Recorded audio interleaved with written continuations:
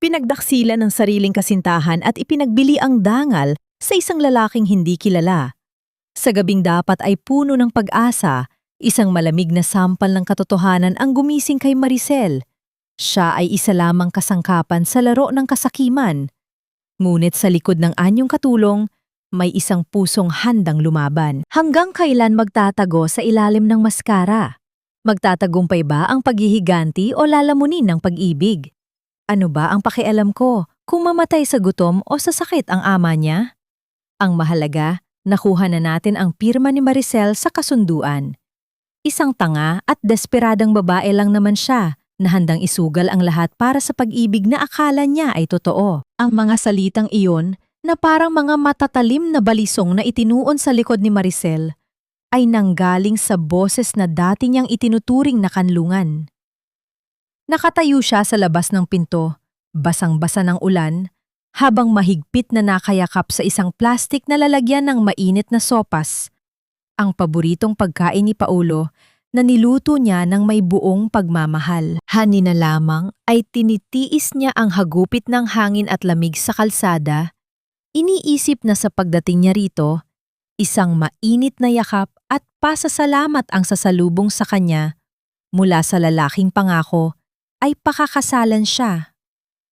Ngunit ang tanging sumalubong sa kanya ay ang malademonyong halahak ni Paolo at ang katotohanang siya ay ipinagbili nito para lamang sa sariling kapakanan. Dahan-dahang nanghina ang kanyang mga tuhod at tila nawala ng lakas ang kanyang mga kamay hanggang sa bumagsak ang dalang pagkain sa semento. Hindi gumawa ng malakas na ingay ang plastik, ngunit sa pandinig ni Maricel, ang pagtapon ng sabaw sa madilim na sahig ay parang ang mismong pagkabasag ng kanyang pangarap. Sa loob ng silid, patuloy ang tawanan ni Paulo at ng isang babaeng hindi niya kilala, habang ang ulan sa labas ay tila nakikiramay sa bawat patak ng luhang humahalo sa basang mukha ni Maricel. Kinagat niya ang kanyang ibabang labi hanggang sa malasahan niya ang pait ng dugo, pilit na pinipigilan ang anumang hikbi na nais kumawala sa kanyang naninikip na dibdib. Ang bawat tibok ng kanyang puso ay para isang mabigat na martilyo na dumidikdik sa kanyang pagkatao, pinapaalala sa kanya kung gaano siya naging bulag. Hindi pa natatapos ang hapdi ng isang itim na sasakyan ang huminto sa kanyang tapat. Nagkakalat ng tubig mula sa kalsada, patungo sa kanyang basang damit. Mula rito ay lumabas ang isang lalaking may tindig na tila pag-aari niya ang mundo. Si Sandro. Ang kanyang mga mata ay kasing lamig ng gabi at ang kanyang mukha ay walang bakas ng kahit anong awa. Tiningnan niya si Maricel mula ulo hanggang paa, isang tingin na puno ng paghamak sa babaeng mukhang basang sisiw sa gitna ng kadiliman. Huwag mong sayangin ang luha mo sa isang basurang tulad niya, Maricel. Pinirmahan mo na ang kontrata. Mula sa sandaling ito, pag-aari na kita. At sa mansyon ko, wala akong kailangan na isang mahinang babaeng umiiyak sa gitna ng ulan. Ang tinig ni Sandro ay hindi sumisigaw, ngunit ang bawat salita ay may bigat na tila, isang tanikala na iginagapos sa leeg ni Maricel. Gusto niyang sumigaw. Gusto niyang itanong sa langit kung bakit sa isang gabi lang ay nawala sa kanya ang lahat. Ang kanyang dangal, ang kanyang pag-ibig, at ang kanyang kalayaan. Ngunit nanatiling pikit ang kanyang mga mata habang nararamdaman ang lamig na unti-unting nanunuot sa kanyang mga buto. Sino nga ba ang mas masama? Ang lalaking minahal niya na nagtaksil sa kanya o ang lalaking hindi niya kilala na ngayon ay may-ari na ng kanyang buhay? Isang huling tingin sa salamin ang ginawa ni Maricel bago niya tuluyang ibaon ang kanyang dating pagkatao. Gamit ang isang espesyal na pandikit at chemical na natutunan niya sa kanyang mga pag-aaral sa arkeolohiya, dahan-dahan niyang inilagay ang isang malaki at maitim na balat sa kanyang kanang pisngi. Ang kanyang dating makinis at maputing balat ay binalot niya ng isang uri ng pampaitim na tila dumi na hindi na maalis. At ang kanyang buhok na dati ay malasutla ay ginulo niya at itinali ng pasabog. Isang malaking salamin na makapal ang grado ang pumatong sa kanyang mga mata at sa isang iglap, wala na ang magandang dalaga mula sa Batangas. Ang kaharap niya ngayon sa salamin ay si Luming. Isang babaeng yuyuko sa utos ng iba, isang katulong na walang boses, at isang estranghero sa sarili niyang mga mata. Ito ang tanging paraan na naisip niya para makalapit sa katotohanan. Kung ang mundo ay tinitingnan lamang siya bilang isang bayad na utang, gagamitin niya ang pagkakataong ito upang busisiin ang bawat dumi sa ilalim ng marangyang carpet ng mga De Salvi. Kailangan niyang mahanap ang anumang butas sa pagkatao ni Sandro upang mapawalang bisa ang kasunduan at higit sa lahat, kailangan niyang malaman kung hanggang saan ang sabwata ni na Paolo at ng pamilyang ito. Bawat hakbang niya papasok sa dambuhalang pintuan ng mansyon ay tila pagpasok sa loob ng isang kuwebang puno ng mga gutom na leon.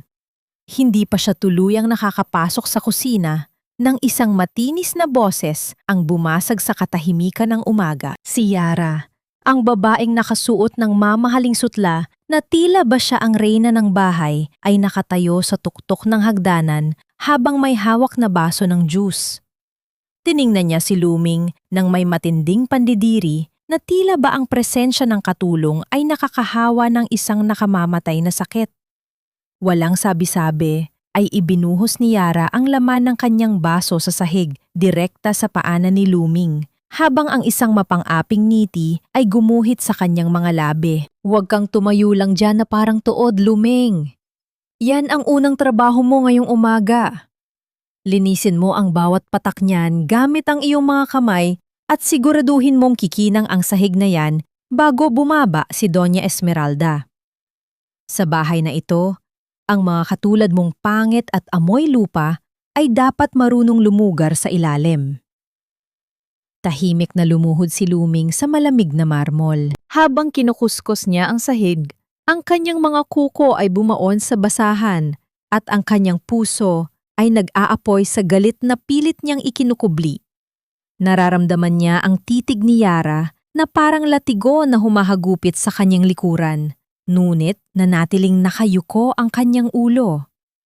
Sa gitna ng kanyang paglilinis, narinig niya ang mabibigat at seryosong mga yapak pababa ng hagdan. Ang bawat tunog ng sapato sa sahig ay nagpapakaba sa kanyang dibdib hanggang sa huminto ang mga ito sa tapat mismo ng kanyang mukha. Tumambad sa kanya ang makintab na itim na sapatos ni Sandro. Huminto ang lalaki, hindi dahil sa awa, kundi dahil tila may hinahanap ang kanyang mga mata sa anyo ng babaeng nakaluhod sa kanyang harapan. Bahagyang napaangat ang paningin ni Luming at doon ay nagtama ang kanilang mga mata sa likod ng makapal niyang salamin. Sa isang saglit, tila tumigil ang mundo at ang malabig na titig ni Sandro ay tila humuhukay sa kailaliman ng kanyang kaluluwa na tila ba sinusubukan nitong basagin ang maskarang pilit niyang isinusuot? Nanatiling nakayuko si Luming habang nararamdaman ang mabigat na presensya ni Sandro sa kanyang tapat.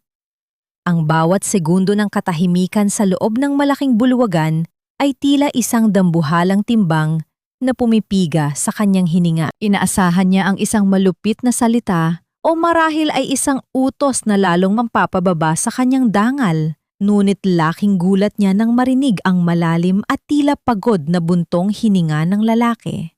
Hindi siya sinigawan ni Sandro. Sa halip, naramdaman niya ang bahagyang paggalaw ng hangin nang lampasan siya nito ng walang kahit anong imik patungo sa isang silid na laging nakasara sa dulo ng pasilyo. Dahil sa kuryosidad na mas malakas pa sa kanyang takot, dahan-dahang sumunod si Luming habang may dalang mga kagamitan sa paglilinis bilang dahilan. Sa bahagyang nakabukas na pinto ng silid-aklatan, nasilayan niya ang isang tagpong hinding-hindi niya inaasahan mula sa isang lalaking binansagang halimaw ng karagatan. Nakaupo si Sandro sa isang madilim na sulok. Ang kanyang mga siko ay nakatukod sa tuhod at ang kanyang mga palad ay nakatakip sa kanyang muka. Sa tapat niya, sa ibabaw ng isang lamesang gawa sa mamahaling kahoy, ay isang maliit at kupas na litrato ng isang batang babaeng may suot na puting laso sa buhok. Ang bawat pag-alog ng balikat ni Sandro ay hindi naririnig. Ngunit, ang bigat ng kanyang pighati ay tila nanunuot sa mga dingding ng silid, isang uri ng pangungulila na tanging ang mga taong nawalan na rin ng mahal sa buhay ang makakaunawa.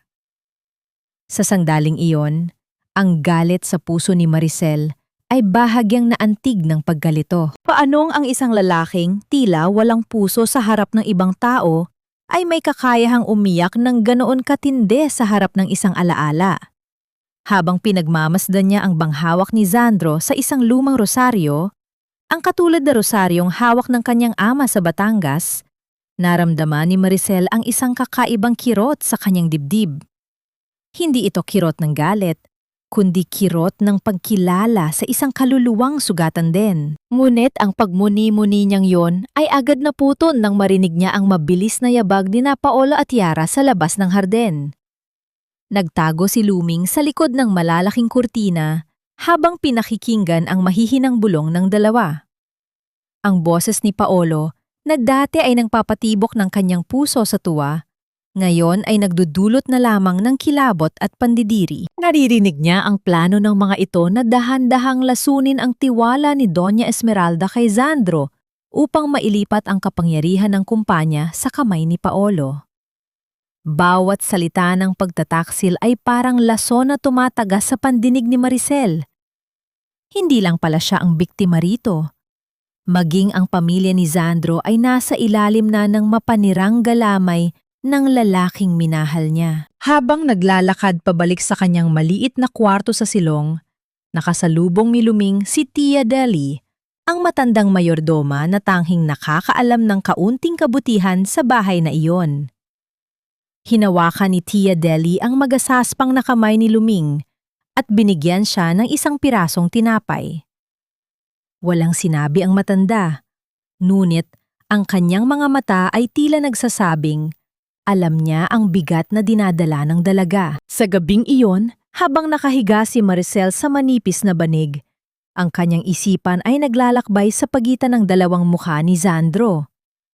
Ang malupit na amo sa umaga at ang nagdadalamhating kapatid sa gabi. Sino nga ba ang totoong Sandro de Salvi? At hanggang kailan, kaya niyang panindigan ang kanyang pagpapanggap kung ang kaaway na nais niyang pabagsakin ay tila siya rin ang tanging tao na tunay na nagluluksa sa mundong ito. Ang gabi sa mansyon ng mga De Salvi ay kasing lamig ng semento sa silong kung nasaan ang maliit na silid ni Luming. Dahil sa maghapong pagtatrabaho sa ilalim ng init ng araw at ang walang katapusang paglilinis ng malalawak na pasilyo, ang katawan ni Maricel ay tuluyan ng bumigay. Ang kanyang noo ay tila nagbabaga sa lagnat, at ang bawat hininga niya ay may kasamang hapdi na tila tinutusok ng libu-libong karayom ang kanyang baga. Sa gitna ng kanyang panginginig sa ilalim ng manipis na kumot, ang tanging nais niya ay ang yakap ng kanyang ama sa Batangas. Ngunit alam niyang malayo siya sa kalinga at ang tanging kasama niya rito ay ang kanyang lihim. Sa gitna ng kanyang malabong pangingin dahil sa sakit, naramdaman niya ang dahan-dahang pagbukas ng pinto. Akala niya ay si Tia Deli ang darating upang bigyan siya ng gamot. Ngunit ang aninong tumambad sa kanya ay mas malaki at mas malakas ang presensya.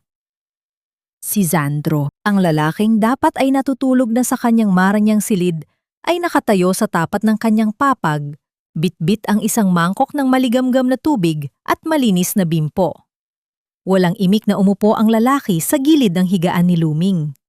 Sa ilalim ng madilim na ilaw, ang mga mata ni Sandro ay hindi kakikitaan ng paghamak, kundi ng isang uri ng pag-aalaga na tila ibinubuhos niya sa isang sugatang ibon. Dahan-dahan niyang ipinatong ang basang bimpo sa noo ni Luming. Ang bawat haplos ng kanyang kamay ay banayad, malayo sa imahe ng isang malupit na amo. Sa sandaling iyon, ang isip ni Maricel ay naglalakbay sa pagitan ng panaginip at katotohanan.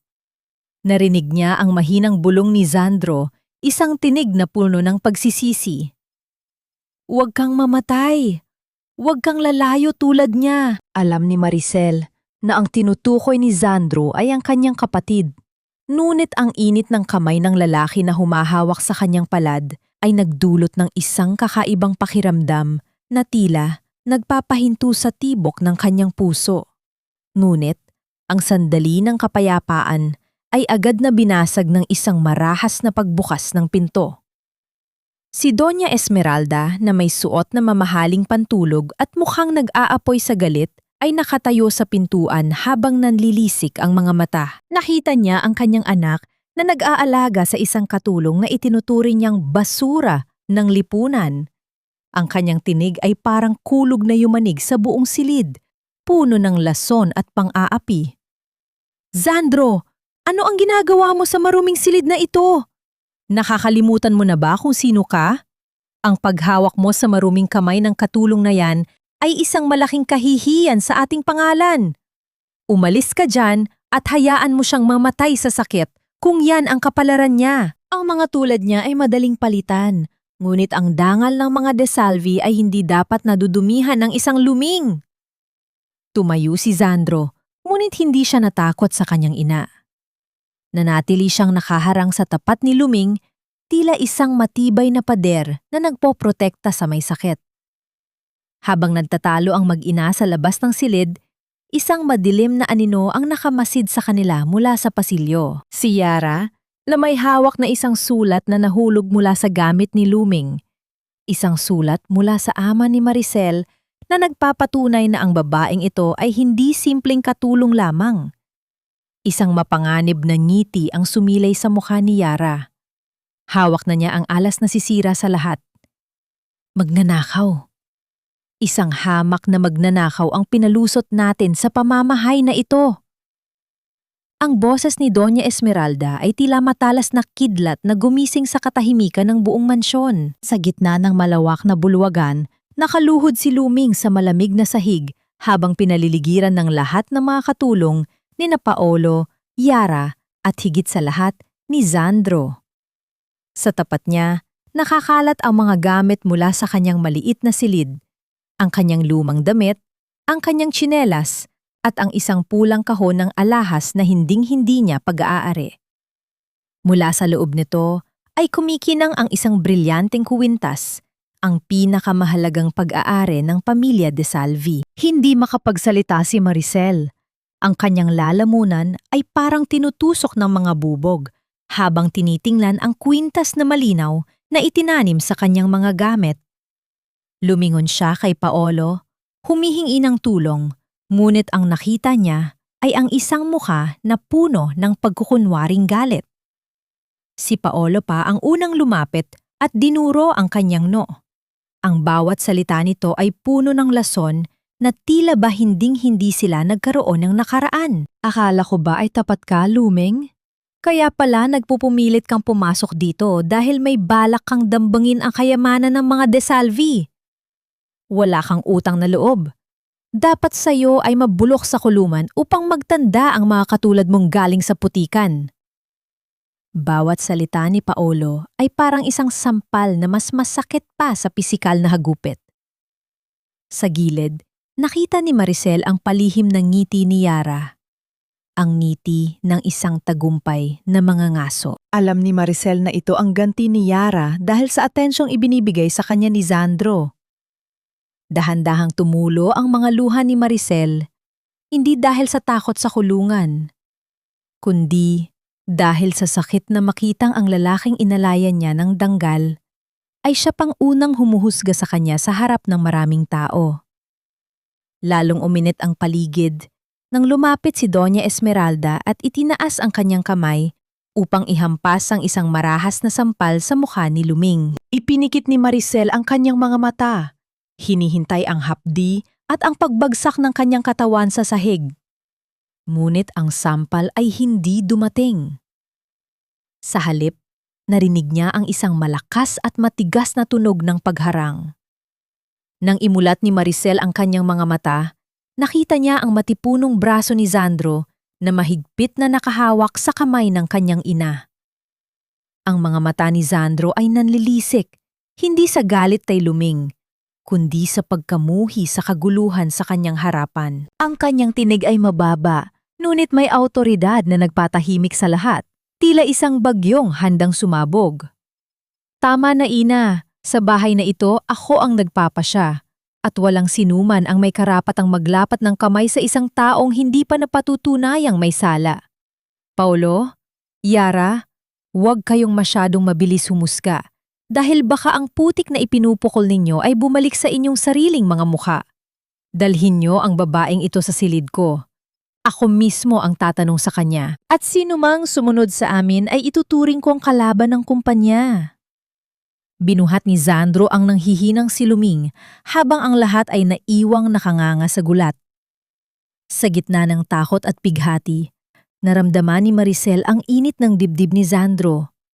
Isang proteksyon na hindi niya nakuha sa lalaking pinangakuan siya ng langit. Ngunit sa likod ng pintong sarado, alam niyang isang mas malaking pagsubok ang naghihintay. Paano niya ipapaliwanag ang brilyante kung ang sarili niyang mga lihim ay unti-unti na ring nabubunyag? Ang loob ng silid ni Sandro ay nababalot ng amoy ng mamahaling kahoy at tabako. Isang kapaligirang puno ng kapangyarihan, ngunit may kalakip na lungkot. Dahan-dahang inilapag ni Sandro si Luming sa isang malambot na upuan. Sa labas ng pinto, naririnig pa rin ang mahihinang bulungan ng mga katulong at ang matitinis na reklamo ni Doña Esmeralda. Ngunit sa loob ng silid na ito, tila huminto ang mundo.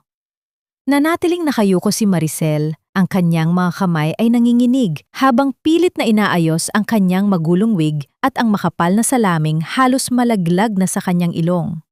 Hindi agad nagsalita si Sandro. Tumayo siya sa harap ng malaking bentana, nakatanaw sa malayo habang ang kanyang likuran ay tila isang matibay na pader na naghihiwalay kay Maricel sa lahat ng panganib sa labas. Pagkaraan ng ilang sandali, humarap siya sa dalaga. Ang kanyang mga mata ay walang bakas ng galit na ipinakita niya kanina sa bulwagan. Sa halip, mayroon itong halong pagtataka at isang uri ng malalim na pagsusuri. Hindi ikaw ang kumuha ng kwintas, hindi ba? Ang tanong ni Sandro ay direkta, walang paligoy-ligoy. Hindi ito tunog na isang interogasyon, kundi isang kumpirmasyon ng isang bagay na alam na niya sa kanyang puso. Napaangat ang tingin ni Maricel. Sa kabila ng kanyang maskara, ang kanyang mga mata ay nangungusap, puno ng luha at pagkabigla. Bakit? Bakit naniniwala kayo sa akin, senyor? Lahat sila ay nakita ang ebidensya. Kahit si Paolo, ang taong dapat ay higit na nakakakilala sa akin. Hindi niya natapos ang kanyang sasabihin dahil ang pait sa kanyang lalamunan ay muling bumara. Lumapit si Sandro at lumuhod sa tapat ng upuan ni Maricel, isang kilos na nagpabigla sa dalaga. Hawak ni Sandro ang isang malinis na panyo at dahan-dahang pinunasan ang luha sa pisngi ni Luming, maging ang bahagi kung nasaan ang pekeng balat. Dahil ang isang magnanakaw ay hindi titingin sa litrato ng isang yumaong bata nang may ganoong klaseng lungkot at respeto tulad ng ginawa mo kanina. Ang mga mata ay hindi nagsisinungaling, Luming. O kung sino ka man talaga. Ang huling pang-uusap ni Sandro ay nagdulot ng kilabot sa buong katawan ni Maricel. Alam ba nito? O naghihinala lamang? Bago pa siya makasagot, narinig nila ang marahas na pagkatok sa pinto. Si Yara iyon. Pilit na pinapasok ang sarili habang sumisigaw na kailangang dalhin na si Luming sa presinto. Ngunit sa halip na sumunod, hinawakan ni Sandro ang kamay ni Maricel. Isang mahigpit at mainit na hawak na tila nagbibigay ng lahat ng lakas na nawala sa kanya. Mananatili ka rito. Walang pulis na darating. Hahanapin natin ang katotohanan, ngunit sa ngayon, kailangan mong magtiwala sa akin gaya ng pagtitiwala ko sa iyong kawalan ng sala. Bulong ni Sandro sa kanya bago tumayo at hinarap ang pinto. Sa gabing iyon, habang nakasilip sa bintana ng silid ni Sandro, nakita ni Maricel si Paolo at Yara sa harden. Nagtatawanan sila, tila ipinagdiriwang ang kanilang tagumpay. Nakita ni Maricel ang paghalik ni Paolo sa kamay ni Yara. Ang kamay na dati ay sa kanya lamang ipinapangako. Doon, sa ilalim ng malamig na liwanag ng buwan, ang huling bahagi ng pagmamahal ni Maricel para kay Paolo ay tuluyan ng naging abo. Ang tanging natira ay ang nag-aapoy na pagnanais na ituwid ang lahat at ang umuusbong na pagkalito sa kanyang puso para sa lalaking dapat ay kaaway niya.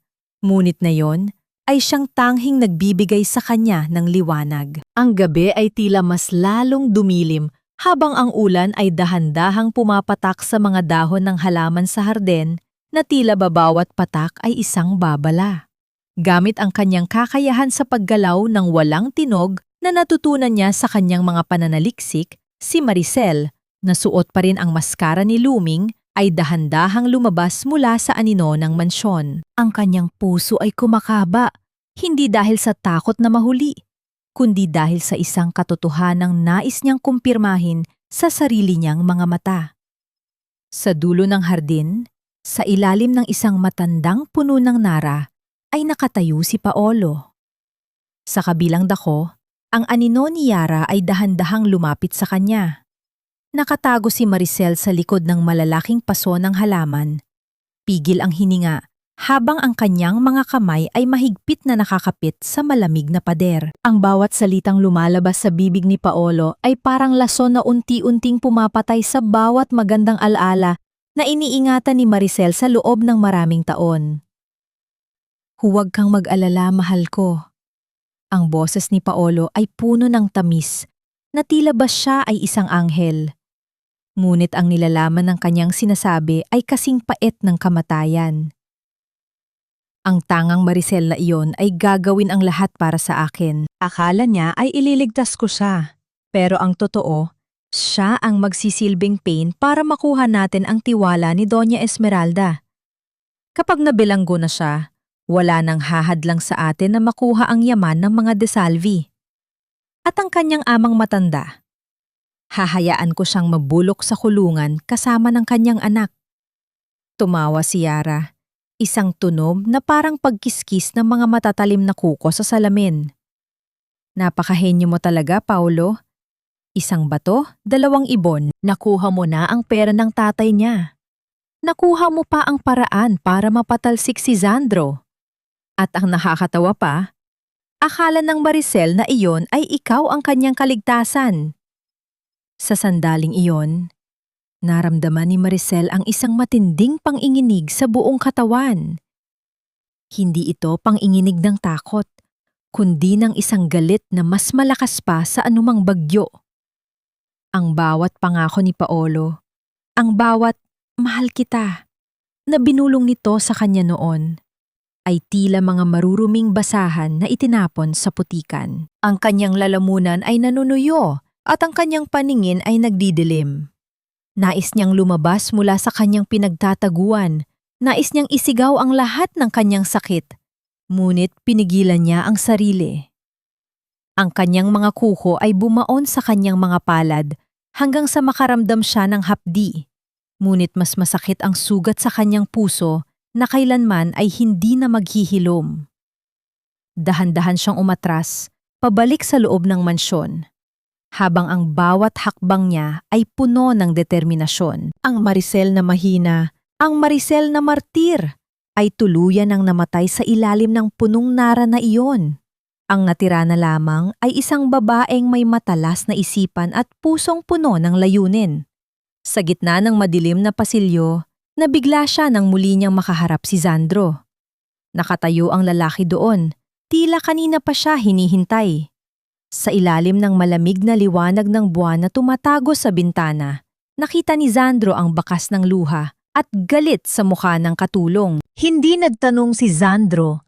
Sa halip ay hinubad niya ang kanyang suot na jacket at isinuot ito sa nanginginig na balikat ni Maricel. Ang init ng jacket at ang amoy ng pabango ni Sandro ay tila isang yakap na nagpapatahan sa kanyang kalooban. Tapos na ang oras ng pang-iyak, Luming. Bulong ni Sandro sa kanya. Ang tinig ay puno ng isang pangako na hinding-hindi siya iiwan. Ngayon, oras na para lumaban tayo. Pero bago ang lahat, kailangan mong sabihin sa akin, sino ka ba talaga sa likod ng maskarang ito? Ang bawat salita ni Sandro ay tila isang malakas na pintig sa pandinig ni Maricel.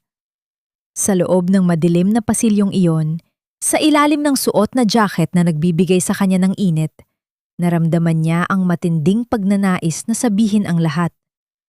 Ngunit bago pa siya makapagsalita, dahan-dahang itinaas ni Sandro ang kanyang kamay at hinawakan ang gilid ng makapal na salamin ni Maricel.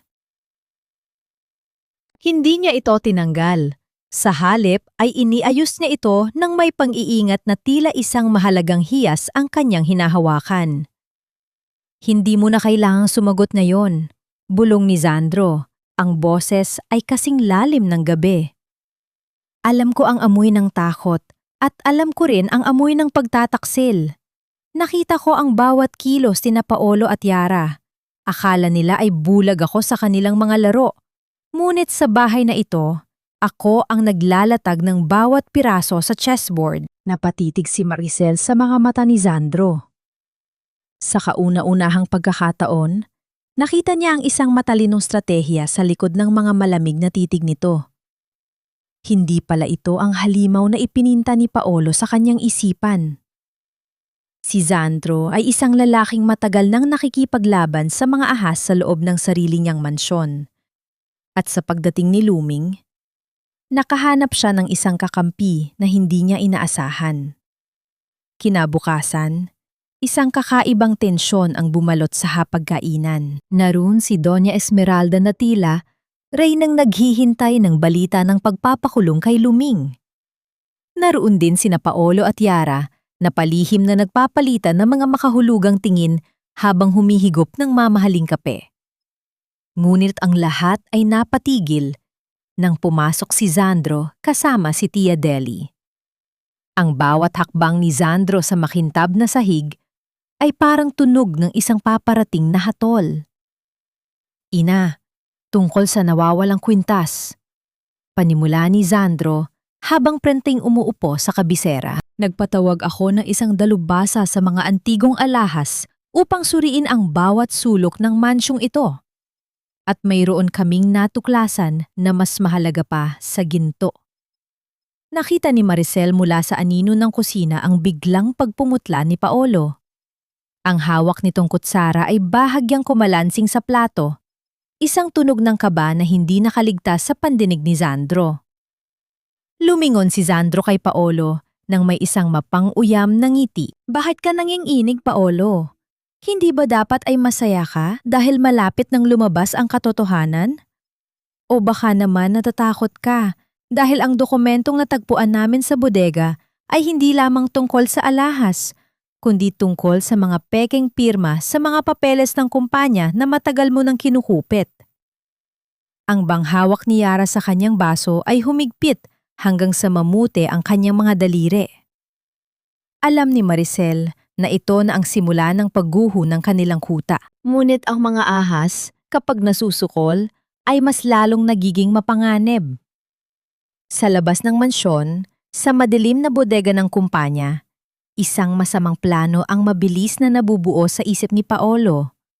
Isang huling sugal para burahin ang lahat ng ebidensya kasama na ang babaeng nagngangalang Luming. Bago matapos ang araw, habang inuutusan ni Doña Esmeralda si Luming na magdala ng mga lumang dokumento sa bodega, nakita ni Maricel ang mabilis na pag-alis ni Paolo, dala ang isang galon ng gasolina. Ang lamig na naramdaman ni Maricel ay hindi na nanggaling sa ulan, kundi sa panganib na tila isang aninong nakasunod sa bawat hakbang niya patungo sa isang bitag na apoy. Ang loob ng bodega ay puno ng amoy ng lumang papel at alikabok, isang katahimikang agad na binasag ng isang kakaiba at nakakatakot na tunog. Hindi ito ang patak ng ulan sa bubungan, kundi ang mabilis na paggapang ng init sa ilalim ng pintuan. Sa isang iglap, ang bawat sulok ng bodega ay binalot ng makapal at maitim na usok na tila isang dambuhalang kamay na sumasakal sa hininga ni Maricel. Napansin niya ang apoy na dahan-dahang kumakain sa mga kahoy na estante. Ang bawat dila ng apoy ay tila nanunukso at nagbabanta sa kanyang buhay. "Paulo! Buksan mo ang pinto! Tulong!" Sigaw ni Maricel habang pilit na itinutulak ang mabigat na bakal na pinto. Ngunit ang tanging sagot sa kanya ay ang malademonyong katahimikan mula sa labas. Sa gitna ng init na tila tumutunaw sa kanyang balat, naramdaman ni Maricel ang pagbagsak ng kanyang pag-asa. Ang makapal na usok ay pumasok sa kanyang mga baga, dahilan upang siya ay mapaluhod at dahan-dahang mawalan ng malay. Ang kanyang huling iniisip ay ang kanyang ama. Ang amang hindi na niya muling mayayakap dahil sa kataksilan ng lalaking pinagkatiwalaan niya. Ngunit sa sandaling ang lahat ay tila maglalaho na sa dilim, isang malakas na paghampas ang yumanig sa buong gusali. Ang pinto ay bumigay at mula sa gitna ng naglalagablab na apoy ay lumitaw ang isang aninong, tila isang anghel ng kamatayan, ngunit may pusong handang magligtas. Si Zandro! Hindi alintana ng lalaki ang init na dumidikit sa kanyang mamahaling suot o ang panganib na bumagsak ang kisame sa kanyang ulunan. Gamit ang kanyang sariling jacket, binalot niya ang nanghihinang katawan ni Maricel at binuhat ito palabas ng impyerno. Sa labas. Sa ilalim ng malamig na ulan na tila nakikidalamhati, dahan-dahang imulat ni Maricel ang kanyang mga mata. Nakita niya ang mukha ni Zandro na puno ng uling at pawis. Ang kanyang mga mata ay nanghingilid sa luha habang mahigpit na nakayakap sa kanya. Sa sandaling iyon, ang maskara ni Luming ay tuluyan ng nalaglag dahil sa init ng apoy at sa basang ulan. Tumambad ang tunay na mukha ni Maricel. Maganda, maputi, ngunit puno ng pighati. Bakit mo ako iniligtas? Bulong ni Maricel. Ang boses ay paos at halos hindi marinig. Isa lang akong katulong na nagsinungaling sa'yo. Isang babaeng pumasok sa bahay mo para sirain ka. Hinawakan ni Zandro ang kanyang pismingin ng may matinding pagmamahal. Isang hawak na nagpatahimik sa bawat ingay ng paligid. Maricel, alam ko ang lahat. Alam ko ang bawat sakripisyong ginawa mo para sa iyong ama. Alam ko kung paano ka ginamit ng hayop na Paolo na iyon. Hindi ka pumasok dito para sirain ako. Pumasok ka rito para iligtas ang sarili mo at sa huli, ikaw ang nagligtas sa puso kong matagal nang namatay. Ang pag-amin ni Zandro ay tila isang gamot na humihilom sa bawat sugat sa kaluluwa ni Maricel. Sa gitna ng usok at apoy na tumutupok sa bodega, isang bagong uri ng apoy ang nabuo sa pagitan nila. Isang apoy ng pag-ibig na nanggaling sa pagsubok. Ngunit habang sila ay magkayakap, isang anino ang nakamasid mula sa malayo. Si Paolo, na may hawak na baril at nanlilisik ang mga mata, ay hindi hahayaang matapos ang gabi nang hindi niya nakukuha ang kanyang huling hantungan. Ang labanan ay hindi pa tapos at ang susunod na kabanata ay magtatakda ng huling hantungan ng bawat isa. Ang liwanag ng umaga sa Mansyon de Salvi ay hindi tulad ng dati. Sa halip na katahimikan, isang matinding tensyon ang bumabalot sa bawat sulok ng Marangyang Bulwagan. Ito ang araw ng anibersaryo ng kumpanya kung saan ang lahat ng mga matataas na opisyal at mamamahayag ay nagtipon-tipon. Sa gitna ng karamihan, si Paolo ay nakatayo ng may labis na kumpiyansa, suot ang kanyang pinakamahalagang Amerikana, habang si Yara ay nakasandal sa kanya ng may mapang uyam na ngiti. Akala nila ay tapos na ang lahat. Akala nila ay naging abo na ang babaeng hahadlang sa kanilang kasakiman. Ngunit ang bulong-bulungan ay biglang naputol nang bumukas ang dambuhalang pinto ng bulwagan. Isang babae ang pumasok na tila isang reyna na nagmula sa gitna ng bagyo. Wala na ang salamin, wala na ang balat sa pisingi, at wala na ang yukod na likod ni Luming. Ang bawat hakbang ni Maricel ay may tunog ng sapatos na tila martilyo ng hustisya sa makintab na sahig. Nakasuot siya ng isang simpleng asul na damit na lalong nagpaangat sa kanyang likas na ganda at talino. Sa kanyang likuran, si Zandro ay naglalakad ng may pagmamalaki. Ang kanyang mga mata ay nakatuon lamang sa babaeng nasa kanyang harapan. Maricel? Ang boses ni Paolo ay nanginginig, halos hindi lumabas sa kanyang lalamunan. Ang kanyang mukha na dati ay puno ng kumpiyansa ay biglang naging kasing puti ng papel. Maging ang baso ng wine sa kamay ni Yara ay dahan-dahang nanginig hanggang sa tumalsik ang pulang likido sa kanyang mamahaling damit. Hindi tumigil si Maricel hanggang sa makarating siya sa harap ng podium. Tumingin siya ng direkta sa mga mata ni Paolo, isang titig na hindi na naglalaman ng luha, kundi ng matigas na kapasyahan. Inilabas niya ang isang itim na folder at inilatag ito sa harap ng lahat ng mga board members. Ang akala nyo marahil ay isang hamak na katulong lamang ang pumasok sa pamamahay na ito. Ang tinig ni Maricel ay malinaw at matatag, umaalingaw-gaw sa buong silid. Ngunit ang nakita ko sa loob ng bodega at sa ilalim ng mga pekeng dokumentong inililigpit nyo ay ang katotohanang matagal nyo nang itinatago. Paolo, Yara, hawak ko ang lahat ng ebidensya ng inyong pagnanakaw sa kumpanya at ang pagtatangka ninyong sunugin ang bodega upang burahin ang inyong mga bakas. Ang bawat pirma na ginaya nyo, ang bawat sentimong kinuha nyo mula sa pawis ni Sandro at ng kanyang pamilya ay nakatala rito. Sa sandaling iyon, ang takot ay tuluyan ng lumamon kay Paolo. Tinangka niyang lumapit at syaktan si Maricel.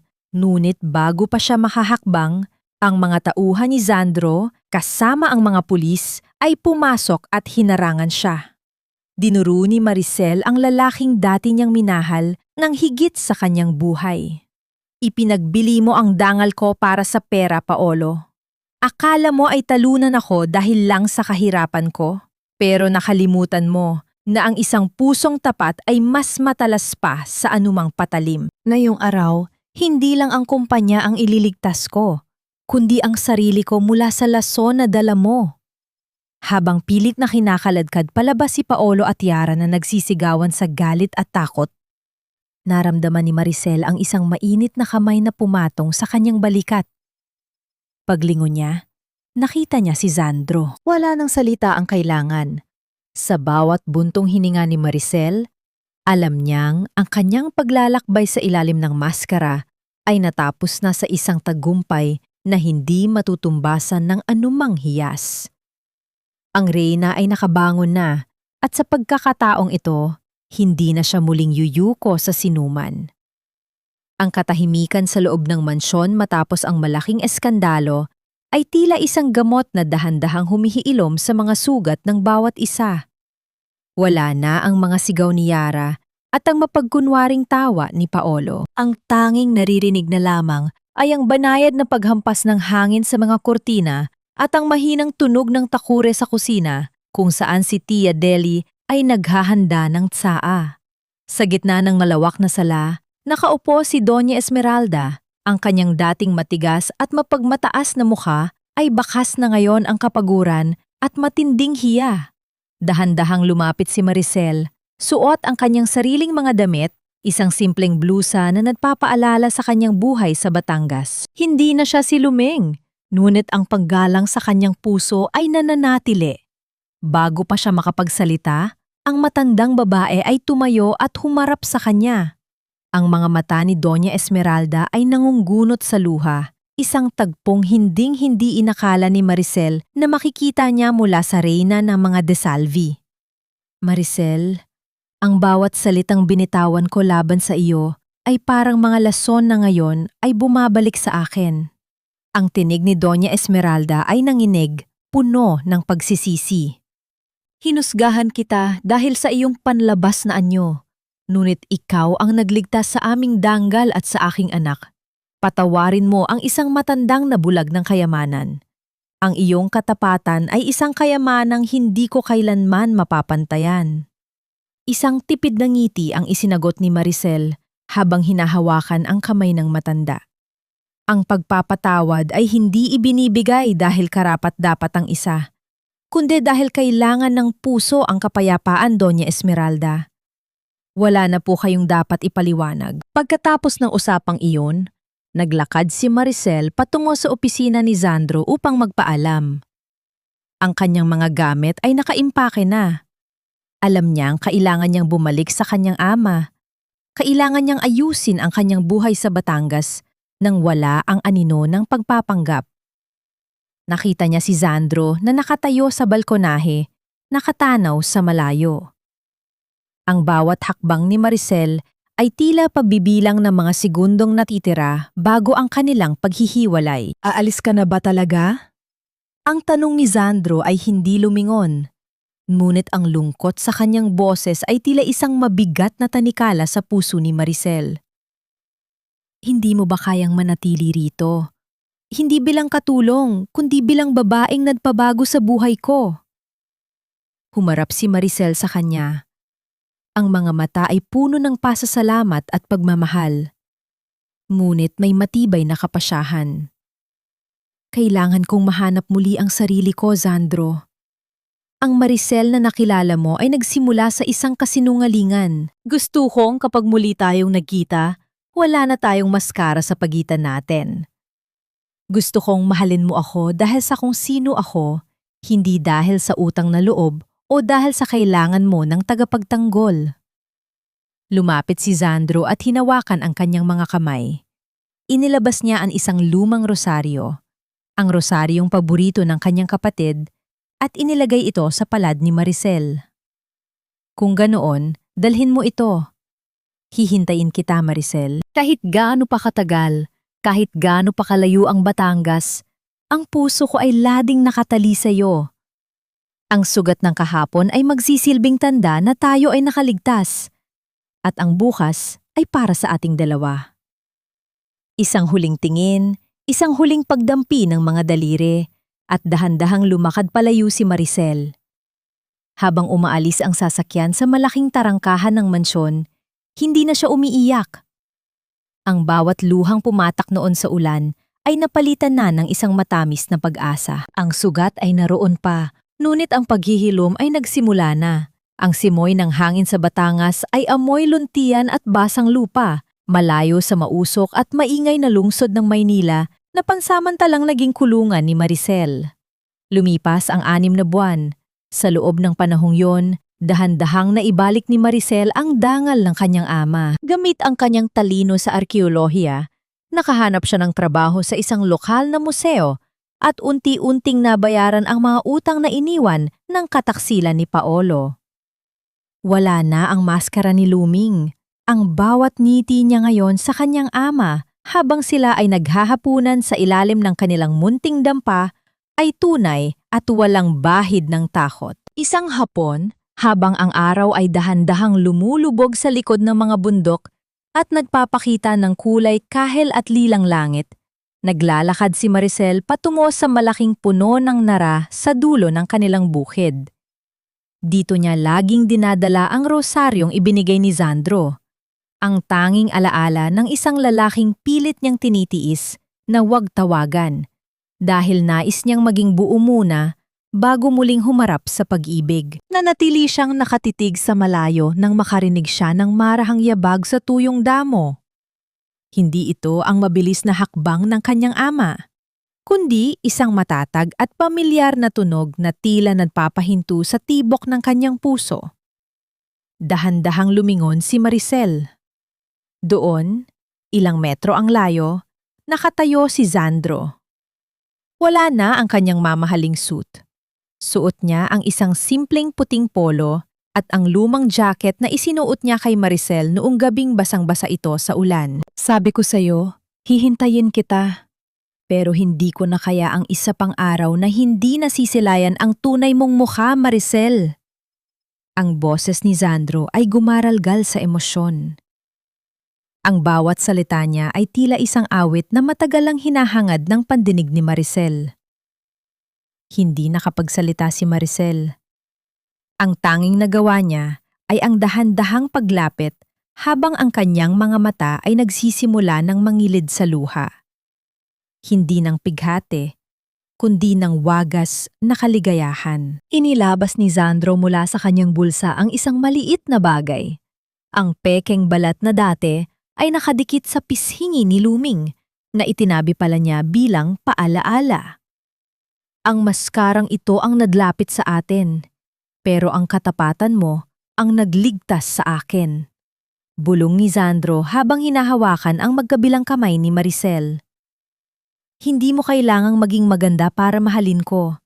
Dahil sa mga mata ko, ikaw ang pinakamahalagang hiyas na natagpuan ko sa gitna ng putikan. Isang matamis at mahabang katahimikan ang namayani sa pagitan nila habang dahan-dahang inilapit ni Sandro ang kanyang mukha sa noo ni Maricel.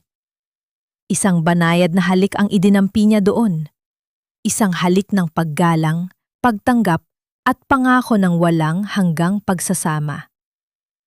Sa ilalim ng naglalakihang sanga ng Nara, sa harap ng saksi ng kalikasan at ng nagbabagong panahon, ang puso ni Maricel ay tuluyan ng nakauwi.